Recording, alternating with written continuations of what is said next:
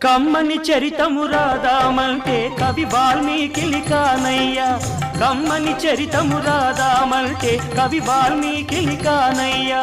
గానముతో కొలవాలంటే ఘన త్యాగయ్యను కానయ్యా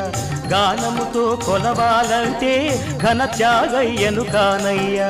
ఆశతో కోవెల కడదామంటే తహసీల్దారును కానయ్యా ఆశతో కోవెల కడదామంటే తహసీల్దారును కానయ్యా ఆఖరికి మనసిద్దామంటే